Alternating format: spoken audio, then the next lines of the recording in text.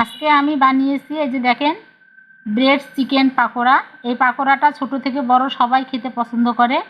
এটা আপনারা চায়ের সঙ্গে, ভাতের সঙ্গে, সকালে, বিকেলে এবং বাচ্চার টিফিনেও দিতে পারবেন। এটা খুব খেতে ভালো লাগে। এই ব্রেড পাকোড়াটা ঘরে থাকা উপকরণ দিয়ে খুব সহজে বানিয়ে নিতে পারবেন আপনারা। আসসালামু আলাইকুম, আমি শাহেনা রান্নাঘর থেকে বলছি। বন্ধুরা, বেশ কয়েকদিন থেকে আমি রান্না দিতে পারি নাই। আমার যারা বন্ধুরা আছেন তারা অবশ্যই আমার খোঁজ করছেন, তো একটা সমস্যার কারণে রান্না দিতে পারিনি। তা আজকে একটা নতুন রান্না নিয়ে এসেছি। এগুলো হচ্ছে ব্রয়লার মাংস। আমি মাংসটাকে সিদ্ধ করে নিয়েছি, আপনারা কাঁচাই করতে পারেন, অসুবিধা নাই। তবে আমি মাংসতে যা যা মশলা দেয় সব কিছু দিয়ে আমি এখানে মাংসটা সুন্দর করে রান্না করে নিয়েছি। এখন মাংস থেকে আমি হাড়গুলো খুলে নিব। আমি হাড়গুলো সব বেছে নিয়েছি। বন্ধুরা, কাঁচাই করলে হয় কি, আদা রসুনের যে গন্ধটা সেটা কিন্তু থেকে যায়, আর রান্না করা মাংসটা থেকে করলে সেটা খেতে কিন্তু আরও ভালো লাগে। এখানে লবণ, হলুদ, যা যা মশলা লাগে সব কিছু দিয়েই কিন্তু আমি রান্না করে নিয়েছি। এখন আমি নিয়েছি একটা ব্লেন্ডার কাপের মধ্যে আমি মাংসগুলো এখন দিয়ে দিব। দেখেন আমি মাংসগুলো সব দিয়েছি। এখন আমি সবগুলো পেস্ট করে নিয়ে ফিরে আসছি। আমি মুরগির মাংসটা পেস্ট করে নিয়েছি। নেওয়ার সময় কিন্তু একটুখানি আমি পানি দিয়েছিলাম। আপনারাও এভাবে পানি দিয়ে ব্লেন্ডারে পেস্ট করে নেবেন, আর যদি ব্লেন্ডার না থাকে তাহলে শিলপাটায় বেটে নিতে পারেন। তা আমি এখন এটাকে একটা প্লেটে ঢেলে নেব। আমি এখানে বাইন্ডিংয়ের জন্য দিচ্ছি বেসন 1 চামচ, 2 চা চামচ দিয়ে দিলাম। আর দিয়ে দিচ্ছি কিছু কাঁচা পেঁয়াজ কুচি করা। যেহেতু মাংস লবণ দিয়েছি, আমি আর একটু বিট লবণ দিচ্ছি খাওয়ার স্বাদটা বাড়ানোর জন্য। আপনারা চাইলে সাদা লবণটা দিতে পারেন, তবে বিট লবণটা দিলে এর খাওয়ার স্বাদটা ভালো হবে। এই যে এতটুকু পরিমাণে আমি বিট লবণ দিয়ে দিলাম। এখন সবগুলো উপকরণ আমি আগে ভালো করে মেখে নেব। আমি রান্না করার সময় আমি এখানে যেহেতু সব কিছু দিয়েছি, ঝালটা আপনারা আপনাদের পছন্দ মতো দিতে পারেন। তো আমি তো ঝাল আগে দিয়ে দিয়েছি। তারপরে আমি কয়েকটা কাঁচা পাকা মরিচ কুচি করে নিয়েছি, এটা দিয়ে দিচ্ছি। কারণ ঝালটা আমার একটু খেতে ভালো লাগে। আপনারা ঝালটা আপনাদের মতো করে বুঝে দিবেন। এখন দিয়ে আর একটু মেখে নিলাম। মেখে নিয়ে এটাকে আমি এখন একটা এরকম করে, দেখেন বন্ধুরা কি করতেছি, এরকম করে গোল গোল করে একটা শেপ দিয়ে নিব।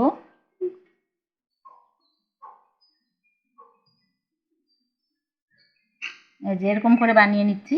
আপনারা আপনাদের মতো করে বানিয়ে নিতে পারেন। এটা ছোট করতে পারেন, বড় করতে পারেন, আর আপনারা কাঁচা মাংস দিয়ে করতে পারেন। আমি রান্না করা মাংস দিয়ে করতেছি। আমি দুইটা আপনাদেরকে করে দেখাইলাম। এখন বাকিগুলো আমি এভাবে সবগুলো গোল গোল করে বানিয়ে নেব। আমি এভাবে সবগুলো বানিয়ে নিয়েছি। আমি এখানে 5 পিস পাউরুটি নিয়েছি, 5 পিস। এখন এই পাউরুটিটাকে কি করব, আমি কিনারগুলোকে কেটে ফেলবো,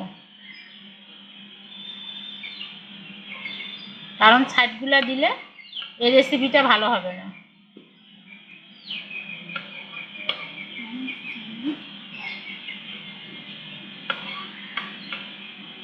সাইডগুলো ফেলে দিবেন না, অন্য কাজে লাগানো যাবে। আমি এটা দিয়ে ব্রেড গ্রাম তৈরি করব।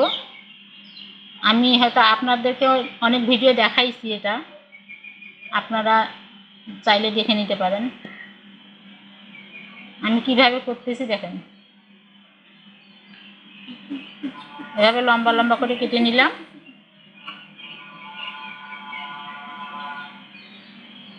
পাউরুটিটা কিন্তু নিবেন বন্ধুরা, অবশ্যই কিন্তু পাউরুটিটা টাটকা থাকতে হবে, তাহলে ভালো হবে। দেখেন, তারপর আমি এরকম টুকরা করে কেটে নিব।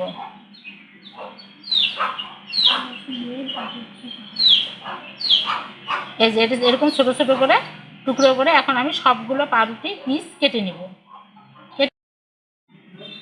দেখেন আমি পাউরুটির টুকরোগুলো সব কেটে নিয়েছি, আপনারা এভাবে কেটে নেবেন। এখন আমি এটা সরিয়ে একটা বোল নিলাম, একটা ডিম দেবো ওখানে। এখন এটাকে ভালো করে ফেটিয়ে নিতে হবে। আমার ডিমটা ভালো করে ফেটানো হয়ে গেছে। এখন যে বলগুলো, মাংসর বলগুলো আমি বানিয়ে রেখেছিলাম, একটা এখানে দিচ্ছি ডিমের মধ্যে, দিয়ে ভালো করে এভাবে ডিমের মধ্যে ঘুরিয়ে নেবেন।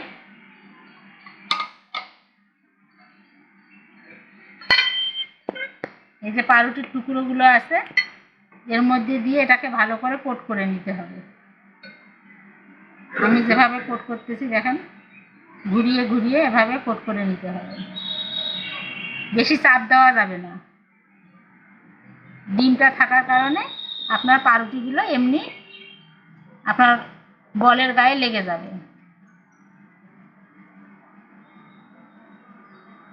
বেশি চাপ দিলে পাউরুটিটা ভালো হবে না, চুপসে যাবে।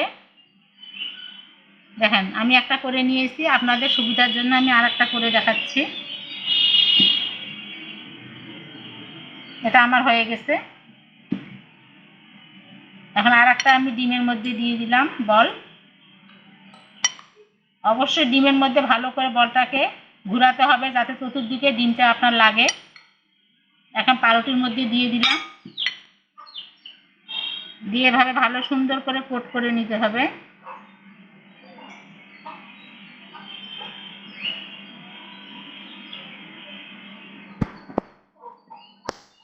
আমি যে আজকে রেসিপিটা বানাচ্ছি বন্ধুরা, এটা ছোট থেকে বড় সবার খুব পছন্দ হবে এবং সবারই খেতেও খুব ভালো লাগবে। আপনারা এভাবে একদিন হলেও তৈরি করে খেয়ে দেখবেন। আমি এই যে দুটা বানালাম, এভাবে সবগুলো আমি বানিয়ে নিব। আমি সবগুলো এভাবে বানিয়ে নিয়েছি, এখন এগুলো ভেজে নিতে হবে। এখন চলেন চুলায় চলে যাই। এদিকে আমি চুলায় কড়াইয়ে পরিমাণ মতন তেল দিয়েছি এবং চুলার জালটাকে অবশ্যই মিডিয়ামে রাখতে হবে, তা না হলে কিন্তু ভালো হবে না। আমি এখন তেলটা গরম হয়ে গেছে, একে একে দিয়ে দিচ্ছি। আপনারা দেখে হয়তো বুঝতে পারতেছেন যে আমি তেলটা আমার কেমন গরম হয়েছে এবং চুলার হিট আমি কেমন রেখেছি। এখন দিয়ে এটাকে নাড়ানো যাবে না, এভাবে একটা চামচ নেবেন, নিয়ে এভাবে উপরে তেল দিতে হবে। এভাবে এক পাশে হওয়ার জন্য এখন অপেক্ষা করতে হবে। এক পাশে হয়ে গেলে আর এক পাশে উল্টে দিতে হবে, তারপর আপনাদেরকে আমি দেখাচ্ছি। এভাবে তেলটা অনবরত দেওয়ার পর যখন দেখবেন, আপনারা দেখলে বুঝতে পারবেন যে এক সাইডে এরকম হয়ে গেছে, তখন আস্তে করে এভাবে উল্টে দিতে হবে। এটা কিন্তু তাড়াহুড়া করা যাবে না, খুব সাবধানে কাজটা করতে হবে।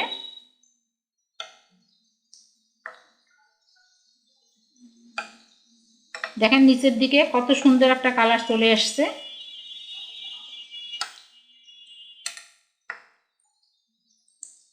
এখন আর তেল দিতে হবে না, এখন আর এক পিঠ হওয়ার জন্য আমাকে অপেক্ষা করতে হবে। দেখেন এরকম সুন্দর একটা যখন কালার চলে আসবে তখন এটাকে উঠায় নিতে হবে। আমি এভাবে টিস্যু পেপারের উপর উঠে নিচ্ছি, যদি বাড়তি তেলটা থাকে তাহলে সেটা টিস্যু পেপার টেনে নেবে। দেখেন কত সুন্দর একটা কালার আসছে, আপনারা দেখেই বুঝতে পারতেছেন। আমি বাকি ব্যাচটা এভাবে ভেজে নিয়ে ফিরে আসছি।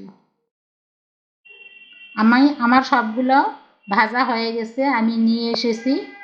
বন্ধুরা এভাবে একদিন হলেও তৈরি করে খাবেন, মুরগির মাংস দিয়ে এভাবে ব্রেড পাকোড়া তৈরি করে খেয়ে দেখবেন, অনেক মুসমুসে এবং সুস্বাদু হয়, বাচ্চারা খুব পছন্দ করবে। তো বন্ধুরা আমার এই রেসিপিটা আজকে কেমন লাগলো অবশ্যই কমেন্টস করে জানাবেন।